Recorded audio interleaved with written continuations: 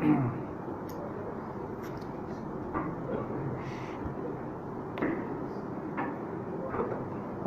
minasyaitonirrajim. Bismillahirrahmanirrahim. Alhamdulillahirabbil alamin wassalatu wassalamu ala asyrafil anbiya'i wal mursalin wa ala alihi washabbihi ajma'in. Rabbi shrah li sadri wa yassir li amri wahlul 'uqdatam min lisani yafqahu qawli. Amin ya rabbal alamin.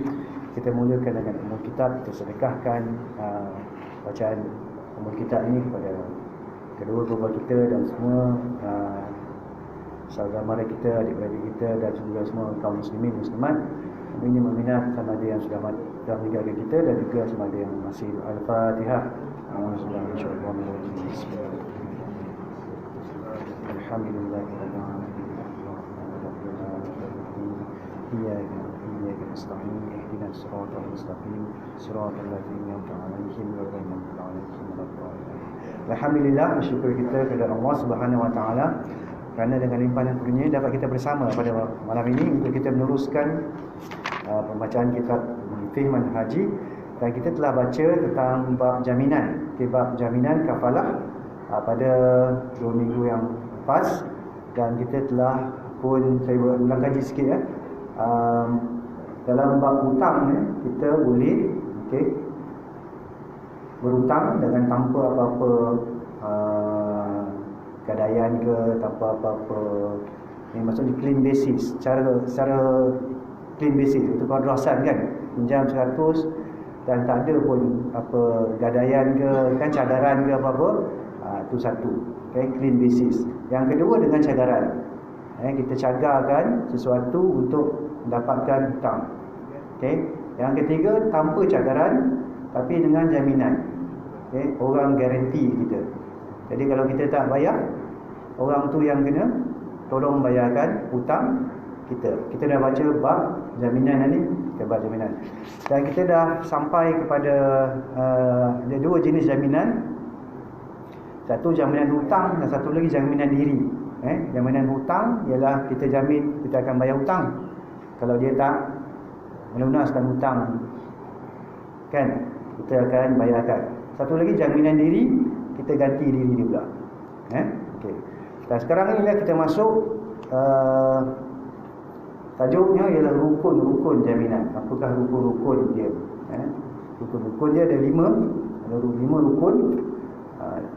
Jadi saya baca Kontrak jaminan sama ada jaminan harta, jaminan hutang tadi, ataupun jaminan diri perlu memenuhi 5 rukun. Iaitu pertama, penjamin. Mula-mula kena ada penjamin. Kedua, pihak yang menerima jaminan,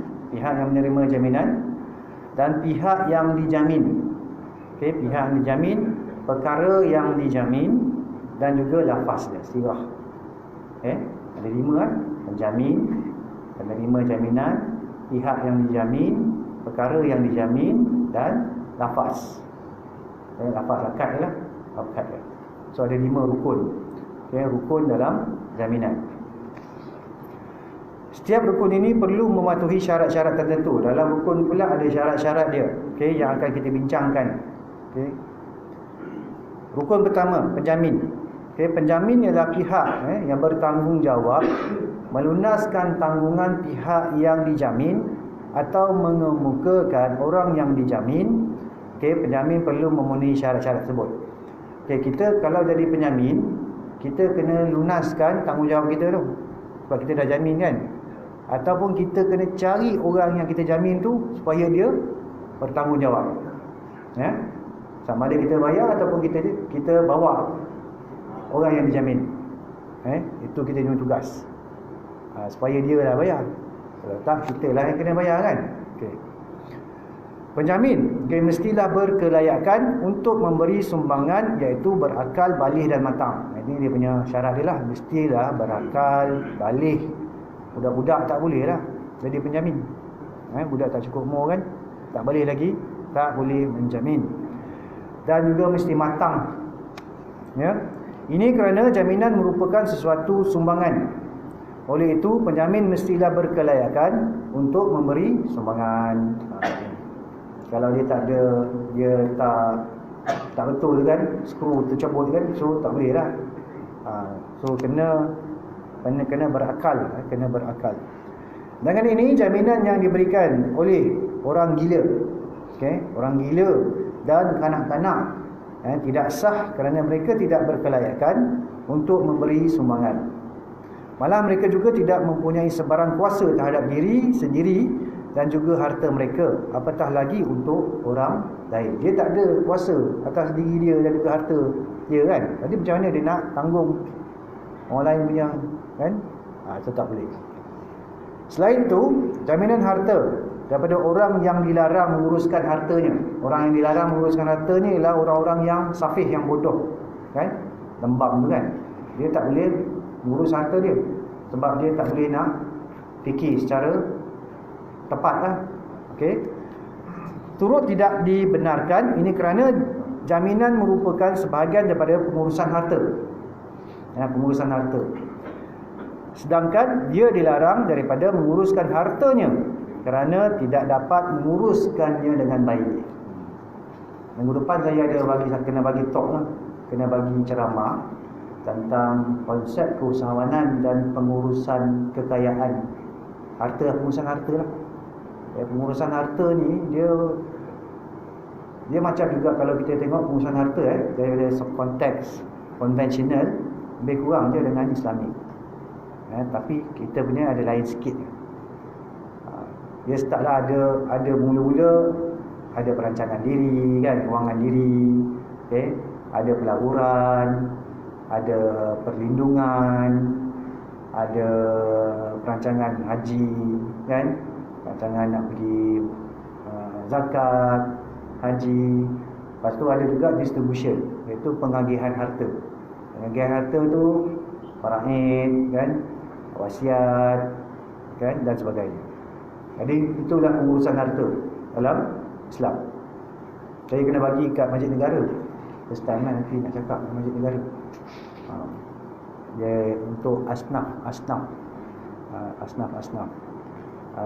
Anjuran Yayasan Wakaf Malaysia.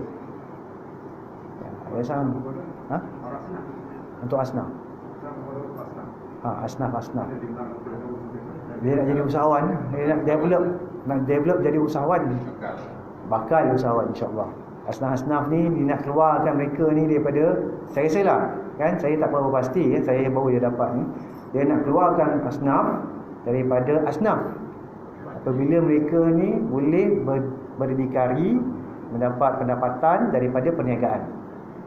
Jadi saya rasa itu bagus daripada dia bagi saja, dia zakat dia kan. So tapi tak boleh keluar daripada asnaf kan. Jadi sekarang ni kalau saya tengok, kalau konsep ni iaitu dia cuba mengeluarkan kan asnaf-asnaf ni daripada golongan asnaf.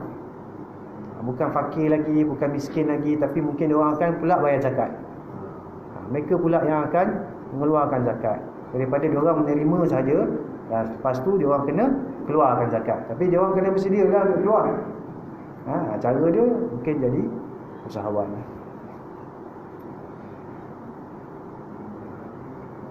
Sebab saya tengok yang dalam dia punya presentation program dia memang untuk menjadi seorang usahawan, daripada perancangan perniagaan, rancangan untuk pemasarannya, rancangan untuk buat operasinya kan, dan dia mungkin akan buat business plan.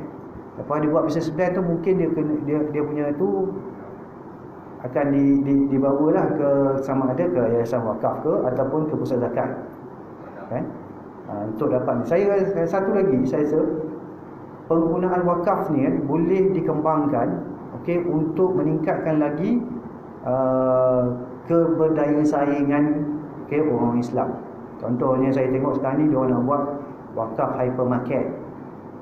Diorang nak buat wakaf hostel, wakaf masjid dah biasa, wakaf tahun selalu wakaf tanah kubur dengan masjid. Ni tak, dia nak buat wakaf universiti, wakaf hostel, wakaf hypermarket tu saya menarik. Saya sangat-sangat nak tengok macam mana wakaf hypermarket tu. Maksudnya yang saya nampak mungkin hasil wakaf tu akan dibangunkan sebuah hypermarket kan, dan dia kena tengoklah macam mana operasinya. Sebab wakaf tu tak boleh lah dia nak beli benda yang tak kekal kan. So yang kekalnya mungkin bangunan tu kan, bangunan tu. Jadi barang-barang tu bukan wakaf lah kot. Barang-barang tu lah perniagaan. Modal itu kekal tapi boleh tambah. Tu mungkin dia menggunakan wakaf tunai. Okey, menggunakan wakaf tunai. Wakaf tunai tu dimasukkan dan dilaburkan, dan hasil daripada wakaf tu pula akan diberikan lah. Itu saya tak pasti macam mana konsepnya, tapi saya rasa boleh diguna pakai. Atas dasar ini, orang yang menghidap penyakit yang boleh membawa maut tidak dibenarkan memberi jaminan, melainkan setakat 1/3 daripada jumlah hartanya. Orang yang sakit yang boleh membawa maut, dia tak boleh menjamin, kecuali 1/3 je harta dia. Sebab yalah, dia bila masa dia boleh kita semua boleh masa boleh pergi kan. Cuma risiko dia lebih tinggi lah. 1/3 daripada jumlah hartanya. Ini kerana orang ini tidak dibenarkan menguruskan lebih daripada 1/3 hartanya, walau bagaimanapun, selagi mana dalam had 1/3 dia dibenarkan. Ini yang penyakit yang boleh membawa maut kan. Saya rasa banyak penyakit boleh bawa maut kan. Ini macam mana nak didefinisikan tu, penyakit yang boleh membawa maut. Ini yang mungkin kanser kan, stage berapa tu kan, mungkin lah sebab dia tak terangkan secara detail, dia tak terangkan lagi. Okey, rukun kedua, pihak yang menerima jaminan. Tadi kita dah baca tentang penjamin. Penjamin secara asasnya kena berakal, kena balik, kena matang, tak boleh bodoh, dan juga jangan penyakit maut. Yang kita dah baca tadi kan. Selain itu boleh menjamin. Boleh menjamin. Sekarang rukun kedua, pihak yang menerima jaminan. Pihak yang menerima jaminan, iaitu orang yang dia nak bagi hutang, dia nak terima jaminan tu lah. Okay? Pihak menerima jaminan adalah pihak yang menuntut hak, iaitu pihak yang haknya perlu dijaga oleh penjamin. Hak dia bagi hutang, tu hak dia lah, hutang dia tu. Pihak yang menerima jaminan disyaratkan supaya dikenali oleh penjamin secara langsung. Dia kena dikenali oleh penjamin secara langsung.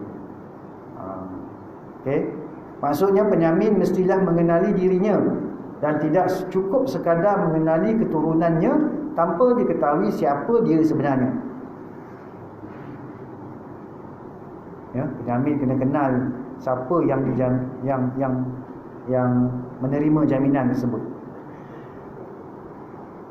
Okey, penjamin perlu mengenali pihak yang menerima jaminan kerana dia adalah orang yang berhak dan orang yang akan membuat tuntutan terhadap penjamin. Kenapa tuan? Kita pun nak tahu kenapa. Biasanya cara manusia membuat tuntutan adalah berbeza-beza. Ada orang cara dia menuntut tu beza. Kan? Along tuntut jangan along. Along tuntut. Angah tuntut lain. Along tuntut ahlong kan. Tengok dia tuntut ni kan. Habis sambunya cat merah dah kan. Dia urutnya mak bapak orang tu. Tu along kan.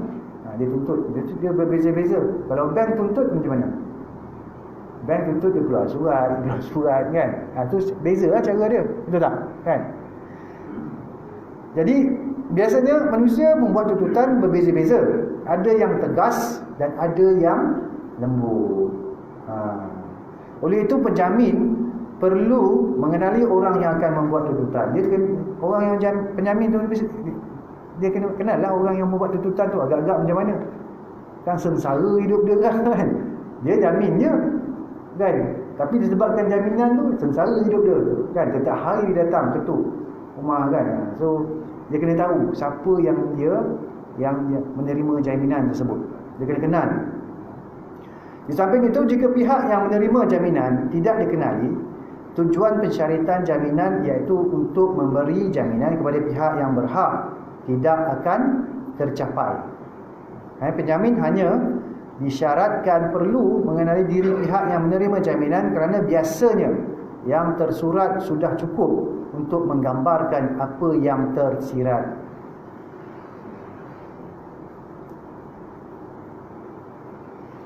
Jika penerima jaminan mewakilkan seseorang, penjamin perlu mengenali wakil tersebut. Ini kerana biasanya manusia akan mewakilkan kepada seseorang yang mampu membuat tuntutan secara lebih tegas bagi pihaknya. Dalam keadaan ini sudah mencukupi bagi penjamin mengenali wakil tersebut sahaja. Kadang-kadang dia hantar wakil, kan? Dia hantar wakil sebab dia tak boleh nak minta hutang kan. Kadang-kadang kita susah nak minta hutang dengan orang kan. Kita biar je lah. Nak minta tak apalah, besok lah, tahun depan nak minta lah. Jadi kita wakilkan orang. Bila wakilkan orang, dia boleh minta. Dia pun tak ada apa kan. Mungkin dia dapat okey lah. Kalau dapat hutang tu, dia dapat commission sikit macam tu kan. Wakil kan, ejen. Dia nak cakap kan macam mana ke, tegas ke apa ke, tak tegas ke kan. Pada itu, pihak yang menerima jaminan tidak disyaratkan perlu menghadiri majlis kontrak. Dia tak perlu hadir dalam majlis kontrak. Malah dia tidak semestinya menerima atau bersetuju dengan jaminan ini. Ini kerana jaminan ini bertujuan menjaga kepentingannya dan dia tidak perlu memikul sebarang tanggungjawab dalam hal ini. Okey. Ini berdasarkan hadis Abu Qatadah, radhiyallahu anhu, yang menyatakan bahawa jaminan tidak perlu diberitahu kepada pihak yang menerima jaminan. Namun ada pendapat yang mengatakan persetujuan oleh pihak yang menerima jaminan diperlukan tetapi tidak perlu dilafazkan.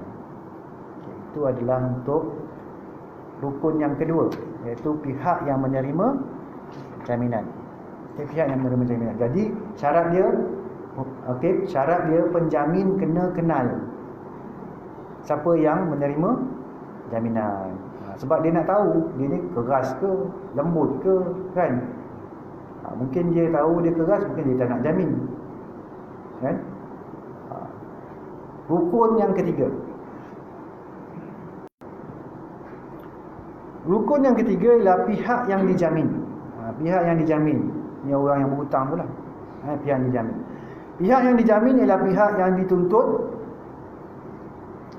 supaya menunaikan tanggungjawab kepada pihak yang menerima jaminan. Pihak ini ada kalanya dinamakan sebagai pihak asal, iaitu lawan kepada penjamin. Pihak yang dijamin mestilah orang yang telah disahkan sebagai orang yang bertanggungjawab terhadap sesuatu hutang atau sebagainya yang boleh dipertanggungjawabkan kepadanya. Dia mestilah ada hutang tu, dah dia sah dia tu berhutang. Dah dipertanggungjawabkan dengan hutang tersebut. Para ulama bersependapat bahawa persetujuan oleh pihak yang dijamin tidak diperlukan. Ini kerana seseorang dibenarkan melunaskan hutang bagi pihak orang lain walaupun tanpa kebenarannya. Maka mengambil tanggungjawab untuk melunaskan hutang bagi